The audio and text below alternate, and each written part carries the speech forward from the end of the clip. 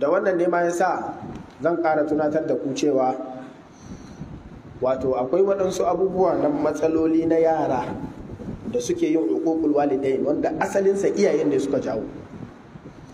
Ranar na so ambata amma lokacinmu ya ƙare. Akwai abubuwan da mutum shi ya jawo 'ya'yansa za su zo su saba masa. Akwai waɗansu abubuwa da malamai suka zana kamar guda 5 ka kiyaye su saboda yaronka ya zo ya bi ka. Idan ba ka kiyaye su ba to idan yaronka ya zo ya saba maka ka kuka da kanka karka kuka da ɗan. Abu na farko shine kai ya zama haƙƙin ɗan kai baka cika masa haƙƙin da Allah ya ɗora maka a kansa ba. Wannan shine abu na farko da yake jawo mutum uququl walidai. Allah ya ce idan an haifa maka yaro wa alal mauludi lahu rizquhunna wa kiswatuhunna bil ma'ruf. Yaro ya tashi ya samu cewa uwarsa ce take gwagwarmaya ta nema musu abinci ta biya masa kuɗin makaranta, kai baka yi, ita ke musu ɗinkin sallah. Gidansu ne ma suka yi masa ragon suna, kai kana nan kawai sunanka uba, sai dai an zo ran da ka zo ka zama babba ka samu wani abu kuma ya ce ni ne babanka, shi iya amfaninsa kenan. Wannan ba zai samu abin da yake so ba. Ba uzuri ne ga yaro wai don babansa bai masa bai ce zai rama, amma dalilin da zai jawo kuma yaro ya samu rashin ƙwarin gwiwa akan ya bi ubansa shine uban bai ɗauki nauyinsa ba. Galibin iyaye a yanzu kawai shi sunan uba ɗin ne kawai yake so, amma kuma nauye-nauyen da suke kansa bai ɗauka ba. Yaro ya tashi yana gani cewa abinci da ƙyar za su ci da shi da mahaifiyarsa, kai kuma kana can rumfa mai shayi kana shan shayi ana ta hira da kai, kuma kana so kawai yaro iya aikinsa shine zai durƙusa gaban ka ya gaishe ka. Kai ne wa? Kai baka yi wa Allah ba, yaushe kuma bawan Allah zai zo ya maka? Ratar da take tsakaninka da ɗanka ta kai ratar da take tsakaninka da ubangijinka ne? To yana ɗaya daga cikin abin da ke jawo uququl walidai.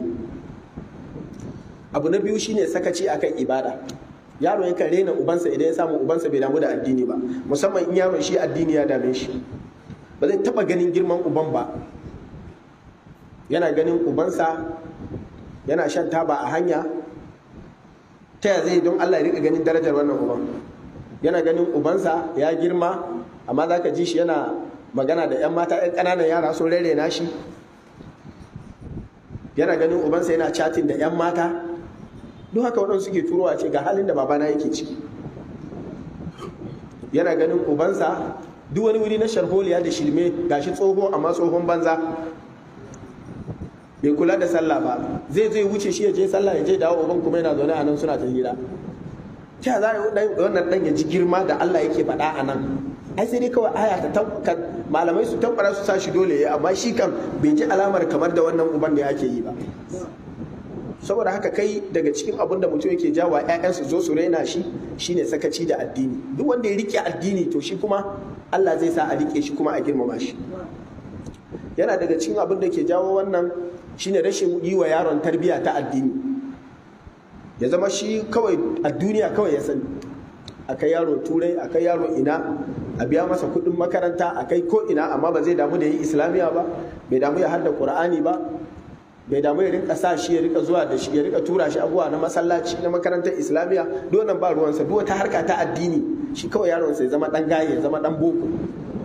Wannan yana daga cikin abin da, sannan kuma yaro ya gama boko nan tun daga naziri har ya je jami'a, ba a taba gaya masa haƙoƙin ubansa ba, sai haƙoƙin kansa, fundamental human right din kansa, amma ba gaya masa right din ubansa ba. Ba inda ake gaya wa yaro right din ubansa sai a islamiyya, shi kuma bai kai shi islamiyya ba. Ta yaya za a yaron ya zai gane kana da right? Haka in kana so yaron kai bi ka kai shi inda za a gaya mishi darajar ka, shine makaranta addini. Ka hada shi da malaman addini sai su gaya masa matsayinka. Amma in ka bar yaro a boko zalla, haka za ku kare abokance, kuma kaka zo ka yi kuka da kowa. Yaro ya gama ka biya masa kuɗi, ka tura shi turai, ka gama masa komi. Daga baya in ya zo kai kuma lokacin da kai ritaya, ya siyo motarsa daga turai, odarsa ta 2 na matarsa ne, odarsa ta 3 kuma ta baban matarsa. Ba da kai yake yi ba, kai ka gama naka. Kuma da za a tsallake lokaci ɗaya baka biya masa kuɗin makaranta ba, ya dinga kaza kenan. Baba ya har yanzu nake gani shi ne, yaya kaza, ka turo ne kuma ka bar ni, saboda yana gani haƙƙinsa ne ka masa, amma shi ba haƙƙin ka ne ya maka ba. Sai addini ne ake gane haƙƙin iyaye. yana daga cikin abin da ke jawo uququl walidain daga wurin iyaye. To waɗannan abubuwa guda uku duk wanda ya kiyaye, ɗaukan mas'uliyya, yi wa yaro tarbiyya da kuma nuna masa addini, duk wanda ya sakaci akan wannan to ɗansa yana iya rena shi. Sai dai kawai yaron ya ta haƙuri yana gani wannan uban dai kawai tun da dai haka Allah ya kakaba masa bayan da ya iya. Sannan da wulaƙanta kai, ka wulaƙanta kanka, ka ƙi neman sana'a, ka ƙi neman wani abin da zai sa ɗanka ya rinka jin alfahari cewa babansa fa mai ƙoƙari ne, ta yadda aka ga kowa ma iya ga irin wannan uban zai rena, yaushe zai so yana jingina kansa gare ka. So ku kiyaye mutuncin ku sai ƴaƴanku sai su kiyaye muku mutunci. Allah ya kyauta.